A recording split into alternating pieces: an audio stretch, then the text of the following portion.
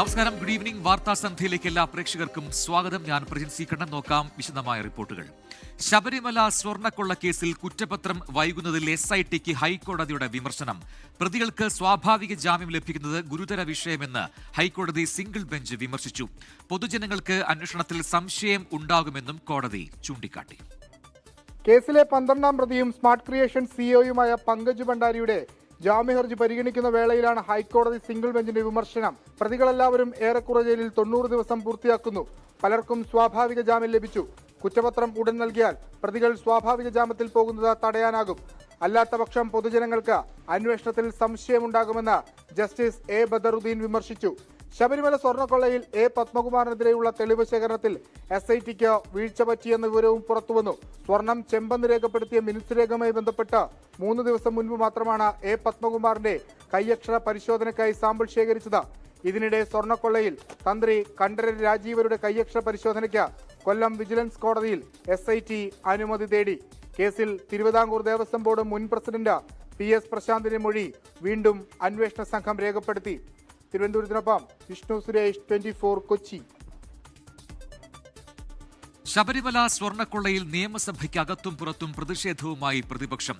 ദേവസ്വം മന്ത്രിയുടെ രാജി ആവശ്യപ്പെട്ട് 2 പ്രതിപക്ഷാംഗങ്ങൾ നിയമസഭാ കവാടത്തിൽ അനിശ്ചിതകാല സത്യഗ്രഹ സമരം ആരംഭിച്ചു. KPCCയുടെ നേതൃത്വത്തിൽ സെക്രട്ടേറിയറ്റിലേക്ക് പ്രതിഷേധ മാർച്ചും ജില്ലാ കേന്ദ്രങ്ങളിൽ പ്രതിഷേധ ധർണയും നടത്തി.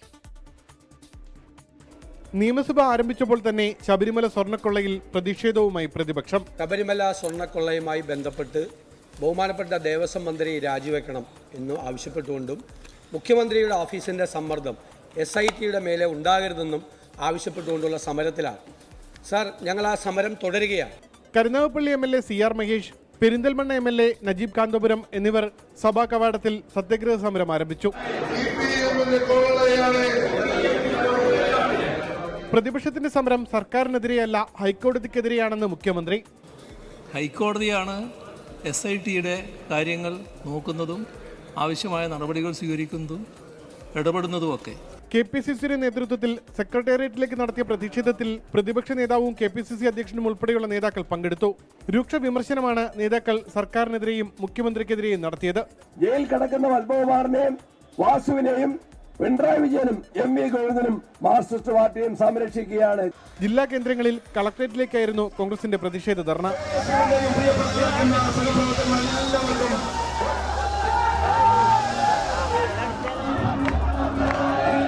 24 തിരുവനന്തപുരം. ശബരിമല സ്വർണ്ണക്കൊള്ളയിൽ പ്രതിപക്ഷ നേതാവ് VD സതീശനും വിദ്യാഭ്യാസ മന്ത്രി V ശിവൻകുട്ടിയും തമ്മിൽ വാക്പോര്. V ശിവൻകുട്ടി വിദ്യാഭ്യാസ മന്ത്രിയായിരിക്കുമ്പോൾ സ്കൂളിൽ പഠിക്കേണ്ട ഗതികേട് നമ്മുടെ കുട്ടികൾക്കുണ്ടായല്ലോ എന്ന് VD സതീശൻ പറഞ്ഞു. കേരള രാഷ്ട്രീയത്തിലെ അസത്യങ്ങളുടെ രാജകുമാരനാണ് VD സതീശനെന്ന് V ശിവൻകുട്ടി തിരിച്ചടിച്ചു. ശബരിമല സ്വർണ്ണക്കൊള്ളയിൽ കോൺഗ്രസ് സെക്രട്ടേറിയറ്റിന് മുന്നിൽ നടത്തിയ സമരത്തിൽ വിദ്യാഭ്യാസ മന്ത്രി V ശിവൻകുട്ടിയെ പ്രതിപക്ഷ നേതാവ് VD സതീശൻ കടന്നാക്രമിച്ചു. V ശിവൻകുട്ടി വിദ്യാഭ്യാസ മന്ത്രിയായിരിക്കുമ്പോൾ സ്കൂളിൽ പഠിക്കേണ്ട ഗതികേട് നമ്മുടെ കുട്ടികൾക്കുണ്ടായല്ലോ എന്ന് VD സതീശൻ. വിദ്യാഭ്യാസ മന്ത്രി എന്റെ പിള്ളേരെ ഓർത്ത് ഞാനിങ്ങനെ സങ്കടപ്പെടുക. എന്റെ പിള്ളേരെ ഓർത്ത് വിദ്യാഭ്യാസ മന്ത്രിയായിരിക്കുമ്പോ സ്കൂളിൽ പഠിക്കേണ്ട സ്ഥിതി നമ്മുടെ പിള്ളേർക്ക് ഉണ്ടായല്ലോ. കഷ്ടമെന്നല്ലാതെ എന്താ പറയാൻ. പിന്നാലെ തിരിച്ചടിച്ച V ശിവൻകുട്ടി രംഗത്തെത്തി. കേരള രാഷ്ട്രീയത്തിലെ അസത്യങ്ങളുടെ രാജകുമാരനാണ് VD സതീശൻ എന്നായിരുന്നു V ശിവൻകുട്ടിയുടെ മറുപടി. VD സതീശൻ പ്രകോപിതനായത് സോണിയാഗാന്ധിയെ ചോദ്യം ചെയ്യണമെന്ന് താൻ പറഞ്ഞതിന് പിന്നാലെയാണെന്നും V ശിവൻകുട്ടി പറഞ്ഞു. ഉണ്ണികൃഷ്ണൻ പോറ്റിയെ പോലെ ഒരു ക്രിമിനൽ എങ്ങനെ സോണിയാഗാന്ധിയുടെ കൈത്തണ്ടയിൽ സ്വർണ്ണ ചരട് കെട്ടിക്കൊടുക്കാൻ മാത്രം അടുപ്പമുള്ളവനായി മാറി? ഇത് ക്രിമിനൽ ഗൂഢാലോചനയുടെ ഭാഗമാണോ എന്ന് പരിശോധിക്കേണ്ടതായിട്ടുണ്ട്. ഞാനിത് ഇന്നലെ അവിടെ പറഞ്ഞതിനാണ്, നിയമസഭയിൽ കഴിഞ്ഞ ദിവസം പറഞ്ഞതിനാണ്. ഇത് സെക്രട്ടേറിയറ്റിന്റെ മുന്നിൽ നട്ടുച്ചയ്ക്ക് നല്ല തുള്ളലായിരുന്നു VD സതീശൻ. കടുത്ത ഭാഷയിലുള്ള വിമർശനങ്ങൾ തുടരുമെന്നാണ് ഇരു നേതാക്കളുടെയും പ്രതികരണങ്ങൾ വ്യക്തമാക്കുന്നത്. News desk 24. ഇനി നിയമസഭാ തെരഞ്ഞെടുപ്പ് വാർത്തകൾ.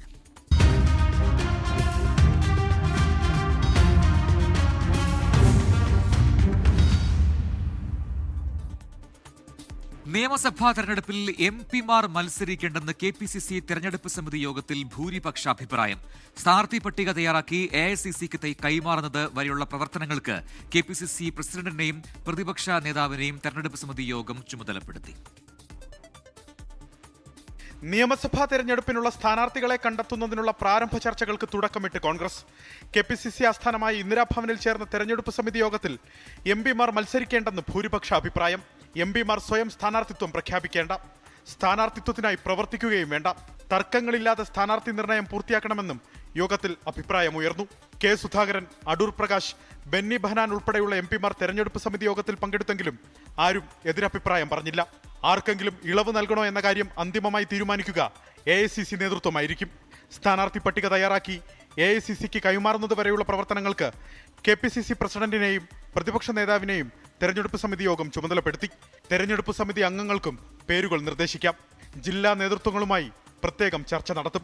തിരുവനന്തപുരം, കൊല്ലം, പത്തനംതിട്ട ജില്ലകളിലെ നേതാക്കളുമായി KPCC നേതൃത്വം ഇന്നു ചർച്ച നടത്തും. പ്രതിപക്ഷ നേതാവ് നേതൃത്വം നൽകുന്ന കേരള യാത്രയ്ക്ക് മുന്നോടിയായി ആദ്യഘട്ട സ്ഥാനാർത്ഥി പട്ടിക പ്രഖ്യാപിക്കാനാണ് കോൺഗ്രസ് ഒരുങ്ങുന്നത്.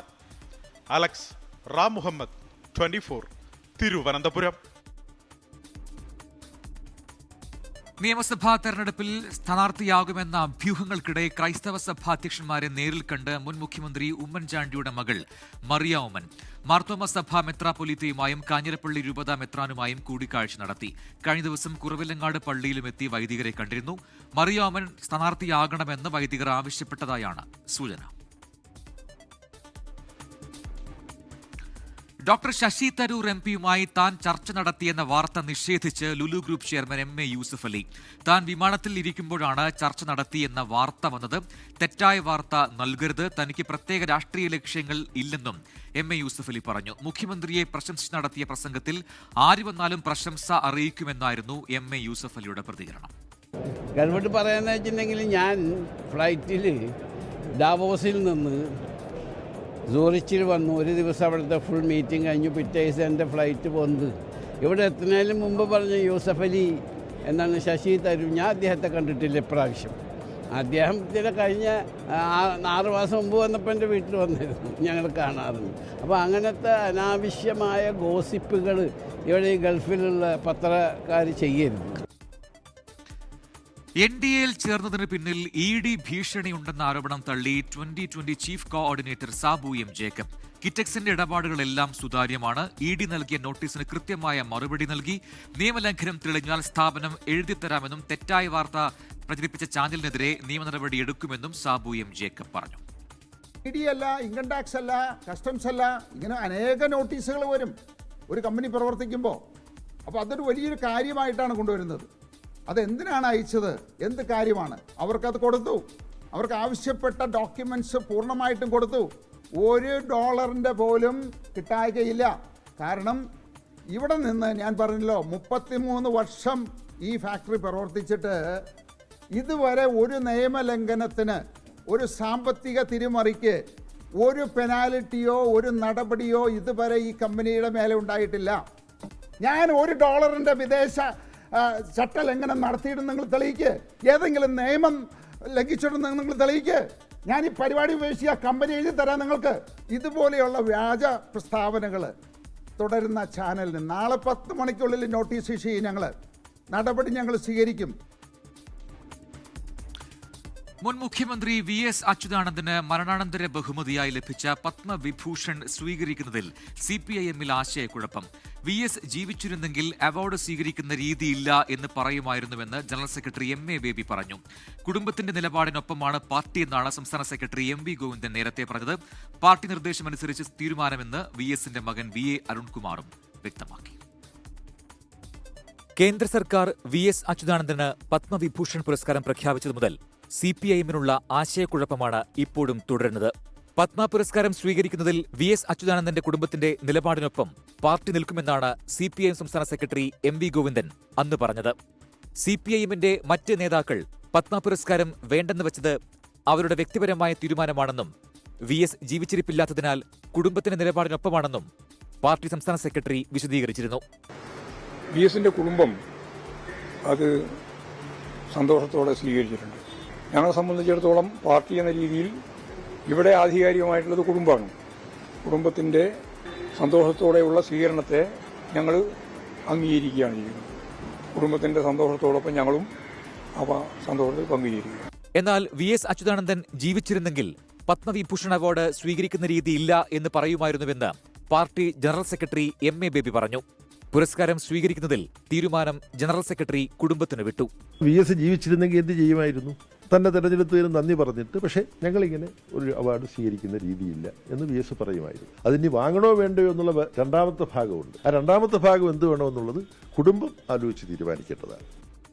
ഇതോടെ പത്മ പുരസ്കാരം വാങ്ങുന്ന കാര്യത്തിലുള്ള തീരുമാനം VSന്റെ കുടുംബത്തിന്റെ നിലപാട് അനുസരിച്ചായിരിക്കും. പാർട്ടി നിർദ്ദേശം അനുസരിച്ചായിരിക്കും തീരുമാനമെന്ന് VSന്റെ മകൻ VA അരുൺകുമാർ പുരസ്കാര പ്രഖ്യാപനം നടന്ന അന്ന് പ്രതികരിച്ചിരുന്നു. പുതിയ സാഹചര്യത്തിൽ പാർട്ടിയും VSന്റെ കുടുംബവും ഇക്കാര്യത്തിൽ വീണ്ടും ആശയവിനിമയം നടത്തും.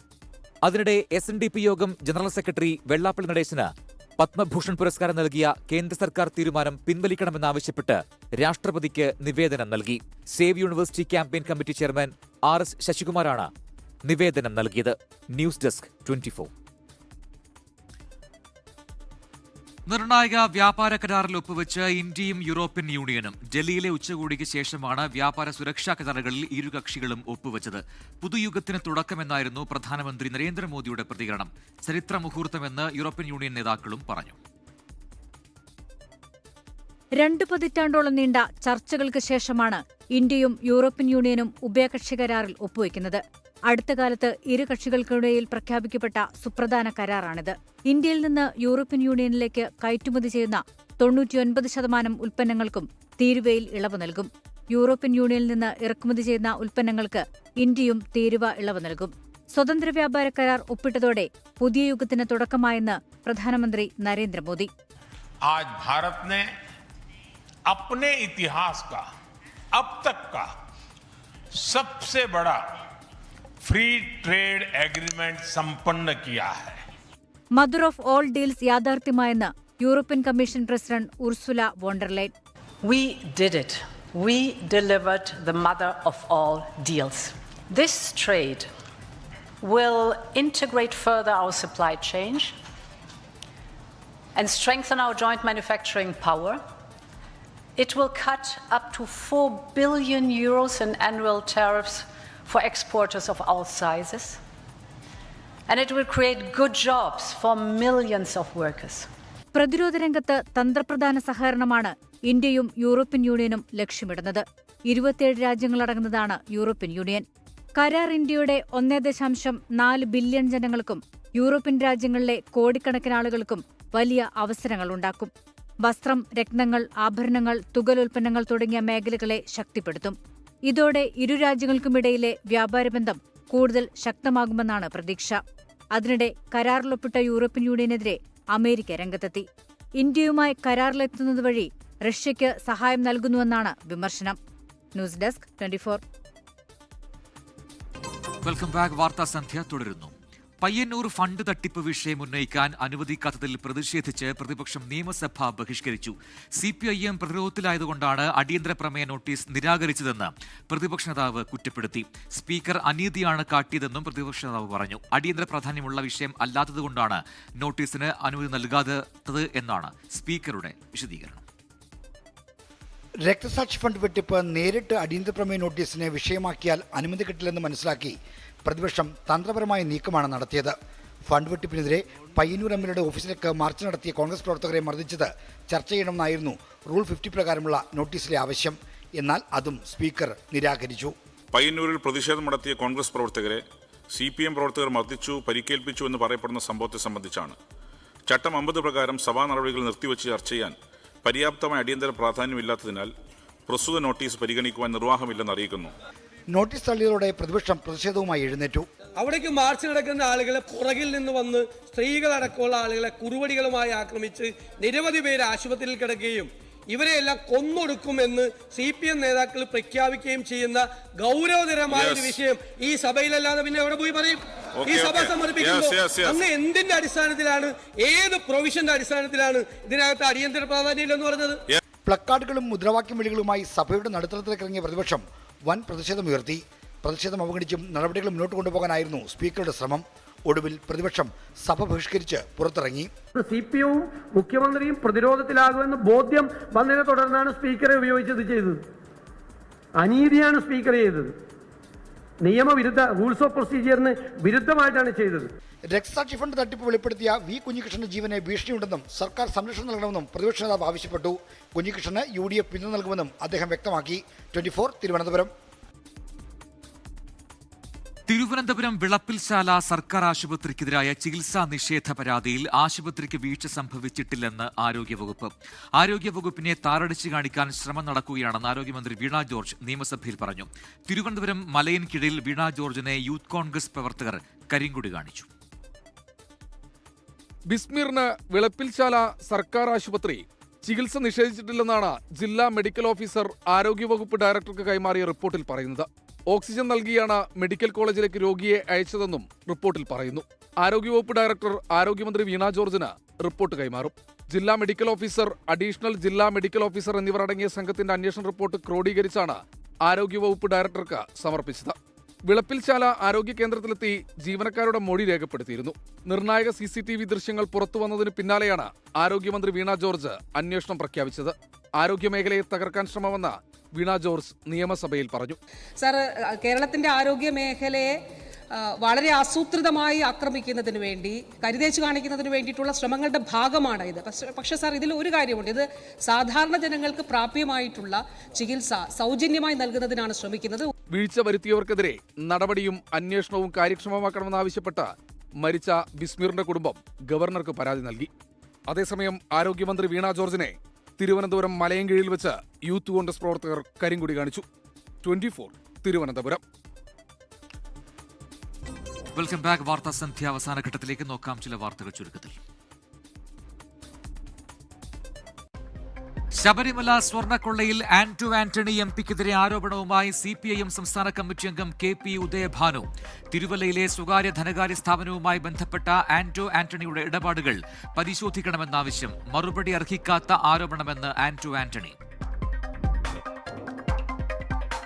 ബലാത്സംഗ പരാതിയിൽ മലപ്പുറം മുൻ SP സുജിത് ദാസ്, തിരൂർ മുൻ DYSP VV ബെന്നി, പൊന്നാനി മുൻ CI വിനോദ് എന്നിവർക്ക് സുപ്രീം കോടതിയിൽ നിന്ന് അനുകൂല ഉത്തരവ്. ബലാത്സംഗ കേസെടുക്കുന്നതിന് മുൻപ് പോലീസ് റിപ്പോർട്ട് പരിഗണിക്കണമോ എന്ന് മാജിസ്ട്രേറ്റ് കോടതിക്ക് തീരുമാനിക്കാം. ഹൈക്കോടതി ഡിവിഷൻ ബെഞ്ച് ഉത്തരവ് സുപ്രീം കോടതി ശരിവച്ചു. പാലക്കാട് ദേശീയപാത ഉപരോധിച്ചതുമായി ബന്ധപ്പെട്ട കേസിൽ ശിക്ഷ കഴിഞ്ഞ് ഷാഫി പറമ്പിൽ MP പുറത്തിറങ്ങി. സമൻസ് അവഗണിച്ചതിന് ഇന്ന് കോടതി പിരിയും വരെ നിൽക്കണമെന്നായിരുന്നു ശിക്ഷ. കേസിൽ 1000 രൂപ പിഴയുമടച്ചു. കോട്ടയത്ത് കുട്ടികളെ കാറിന്റെ ബോണറ്റിലിരുത്തി സാഹസിക യാത്ര. കാർ ഓടിച്ച വട്ടുകളം സ്വദേശി ജ്യോതിഷ് കുമാറിനെതിരെ കേസെടുത്ത് പോലീസ്. കാർ പിടിച്ചെടുത്തു. പാലക്കാട് ഷൊർണൂർ ആറാണിയിലെ കരിങ്കൽ ക്വാറിയിൽ യുവതിയുടെ മൃതദേഹം. മരിച്ചത് കൂനത്തറ പോണാട് സ്വദേശിനി 25-കാരിയായ അലീന ജോൺസൺ. ആത്മഹത്യയെന്ന് പ്രാഥമിക നിഗമനം.